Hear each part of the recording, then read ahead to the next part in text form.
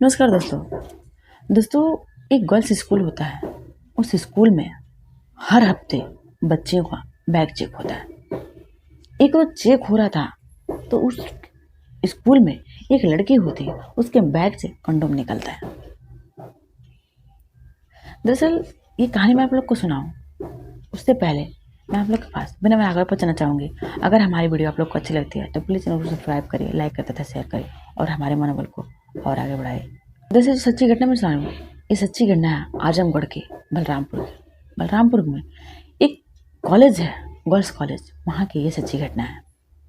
इस कॉलेज का रूल था कि हर हफ्ते में बच्चियों का बैग चेक किया जाएगा और उसका जो मकसद था वो यही कि कहीं बच्चियाँ मोबाइल या फिर कुछ वैसा मेकअप का सामान तो नहीं लेकर के आती हैं। इन्हीं सबों को चेक करने के लिए स्कूल में रूल बनाया गया था। 28 अगस्त 2022 को एक टीचर होते हैं जिनका नाम होता है राजेश शर्मा। वो 11वीं क्लास में सारे बच्चों को बैग को चेक कर रहे होते हैं कि किसी के बैग में कुछ वैसा आइटम तो नहीं है। यानी हमेशा के जो रूल होता है उस रूल के हिसाब से एक लड़की होती है जिसका नाम होता है श्रेया तिवारी। वो कक्षा 11वीं की छात्र होती है। वो वॉशरूम गई रहती है। वॉशरूम से जैसे ही क्लास में एंट्री करती है तो देखती है जो टीचर है राजेश शर्मा, वो उसके बैग को खंगाल रहे हैं, इन उसके बैग को वो चेकिंग कर रहे हैं। लेकिन जैसे ही लड़की आती है उसको उसके बैग से निकालते हैं और दिखाने लगते हैं। लड़की जब देखती है तो वो स्तब्ध रह जाती है। वो टीचर से कहती है कि सर हमने नहीं लाया है, ये हमारे बैग में किसने रख दिया। वो बिल्कुल आश्चर्य हो जाती है और बार बार यही कहती है कि सर हमारा नहीं है, हमने नहीं लेकर के आया, मैं तो वॉशरूम गई थी। लेकिन जो टीचर होते हैं वो कहते हैं अगर तुम्हारे बैग से मिला है, तुमने नहीं रखा तो किसने रखा। दरअसल वो कंडोम होता है। वो जब कंडोम लड़की देखती है तो वो चौंक जाती है। वो कहती है कि सर हमने नहीं लाया। वो रोने लगती है, गिड़गिड़ाने लगती है। वो लड़की बहुत ही शरीफ होती है। फिर वो कहती है कि सर आप सीसीटीवी है कमरे में, क्लास में, आप चेक कर लीजिए, ये किसका होगा पता चल जाएगा, हमने नहीं लाया है। लेकिन जो टीचर होते हैं राजेश शर्मा, वो बार बार लड़की को धमकी देते हैं कि मैं तुम्हारे माता पिता को, प्रिंसिपल मैम को, मैं सबको बताऊंगा कि तुम क्या लेकर के आई हो बैग में। लड़की चूंकि शरीफ थी, वो जब देखती है, सुनती है टीचर की बातें तो वो रोने लगती है और बार बार वो सीसीटीवी चेक करने की बात करती है। लेकिन जो टीचर होता है वो बिल्कुल भी नहीं लड़की की बात सुनता है और जो जो बातें नहीं बोलना चाहिए वो बातें वो टीचर बोलता है। अब जो टीचर होता है वो उस लड़की को और उस कंडोम को लेकर के जाता है और जो प्रिंसिपल होती हैं सोनल मित्तल, उनको दिखाता है। अब जो सोनल मित्तल उस चीज़ को देखती हैं तो वो भी बहुत ही सख्त होती हैं। दरअसल जो प्राइवेट स्कूल होते हैं वो कुछ कठोर नियमों के हिसाब से जाने जाते हैं, यानी कुछ कठोर नियम लागू करते हैं। इस वजह से वो स्कूल जाने जाते हैं कि हमारे स्कूल में ऐसे कठोरता लागू होती है, यानी हमारे स्कूल के बच्चे इस डिसिप्लिन में रहते हैं, हमने ऐसे करके रखा है। यही चीज़ सोच करके जो सोनल मित्तल थे, यानी डिसिप्लिन उस स्कूल का क्या था उसी के हिसाब से वो सख्त दिखा दे सकती है। और सख्त इस तरह होती है कि जो लड़की जो बातें नहीं बोलना चाहिए था वो सारी बातें सारे बच्चों के सामने बोलती है। फिर लेकर के उस लड़की को भी जाती हैं और जो ऑफिस होता है वो ऑफिस के बाहर उस लड़की को खड़ा कर देती हैं। 2.5 से 3 घंटे जब बीत जाते हैं, लड़की वहीं की वहीं जो जो बातें नहीं बोलना चाहिए था वो सारी बातें उस लड़की को बोलते हैं टीचर और प्रिंसिपल। अब लड़की चूंकि वो चीज़ रखी नहीं है, वो चीज़ लेके आई नहीं है, एक ईमानदार लड़की।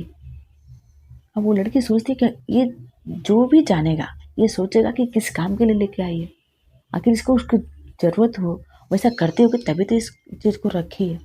इन लड़की अपने आप को बहुत शर्मिंदा महसूस करती है। लेकिन जो प्रिंसिपल होती है वो ऑफिस के बाहर उसको 2.5 से 3 घंटे खड़ा कर देती हैं। लेकिन इन प्रिंसिपल से भी कहती है लड़की कि मैम एक बार आप सीसीटीवी चेक कर लीजिए, हमने ये चीज़ नहीं लाया है, शायद किसी ने रख दिया होगा जब मैं वॉशरूम गई थी तो। लेकिन प्रिंसिपल भी नहीं सुनती है। यानी जो टीचर और प्रिंसिपल होते हैं वो सीसीटीवी चेक करने का जरूरत नहीं समझते हैं और वो बार बार लड़की को ही भद्दी भद्दी गालियां देने लगते हैं। अब लड़की बार बार उसके दिमाग में यह रहता था कि उसके माता पिता जानेंगे तो क्या कहेंगे, क्या सोचेंगे उसके बारे में। और लड़की 2.5 से 3 घंटे तक वो धूप में खड़ी रही। फिर वो किसी की कोई बात नहीं सुनती है और दौड़े भागे 3rd फ्लोर पर चली जाती है और 3rd फ्लोर पर से वो छलांग लगा देती है। जब छलांग नीचे से कुछ धड़ाम से गिरता है, जो प्रिंसिपल होती हैं वो वापस से निकल कर बाहर आते हैं। अब सब लोग शोर शराबा मच जाता है कि ये लड़की आत्महत्या कर ली और लड़की तुरंत दम तोड़ देती है। अब जो स्कूल होता है, इस स्कूल में आनंद फानन में छुट्टी कर दिया जाता है।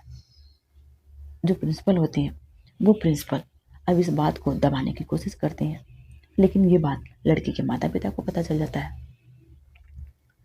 लड़की की जो सहेलियां होती हैं, जो उसके गांव वाले होते हैं, उन सब से पता चल जाता है लड़की के माता पिता को। लड़की के माता पिता आते हैं। इसी बीच किसी ने पुलिस को खबर कर दी। पुलिस भी मौके पे आती है। अब पुलिस लड़की के बारे में जानने की कोशिश करती है कि आखिर ये लड़की स्कूल कब आई थी। माता पिता से भी पूछने लगती है कि क्या कोई बात है, कोई बात पहले से हुई हो जिससे लड़की परेशान हो। प्रिंसिपल से जानने की कोशिश करती है। ये लड़की क्लास टीचर जो होते हैं राजेश शर्मा, उनसे भी पूछने की कोशिश करती है पुलिस कि आखिर इस लड़की जो आई थी स्कूल पे, ये कब आई थी, कहाँ कहाँ गई थी, क्या क्या बात हुआ था। लेकिन जो लड़की के माता पिता होते हैं वो भी कुछ नहीं बता पाते हैं, क्योंकि सही में कुछ पता था भी नहीं लड़की के माता पिता को। तो प्रिंसिपल से और क्लास टीचर से पुलिस पूछने लगती है, लेकिन ये सभी कुछ नहीं बताते हैं, बात को दबाने की कोशिश करते हैं।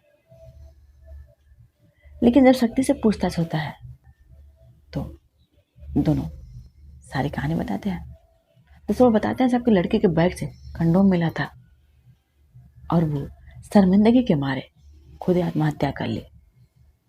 और उसको क्या बोले थे सब, कैसी कैसी गंदी गंदी गालियां देते थे, ये सारी बातें कुछ नहीं बताते हैं सब। फिर वो आत्महत्या कर लेती है। अब पुलिस जो प्रिंसिपल और टीचर होता है दोनों को गिरफ्तार करती है। गिरफ्तार कर जेल भेजती है, कठोर से कठोर धराई लगा करके।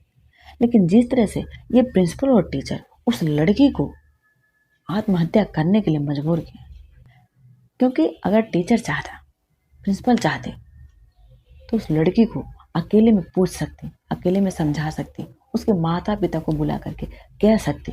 लेकिन जिस तरह से उस लड़की को जलील किया गया सारे बच्चों को सामने, जैसे जैसे गंदी गंदी गालियां दी गई, इससे लड़की आहत हो गई थी तो खुद आत्महत्या कर ली। दोस्तों, हमारे कहानी सुनने का मकसद किसी को परेशान करना नहीं, किसी को विचलित करना नहीं, किसी के भावनाओं को ठेस पहुंचाना नहीं, बल्कि आप लोग को सतर्क करना। जय हिंद, जय भारत।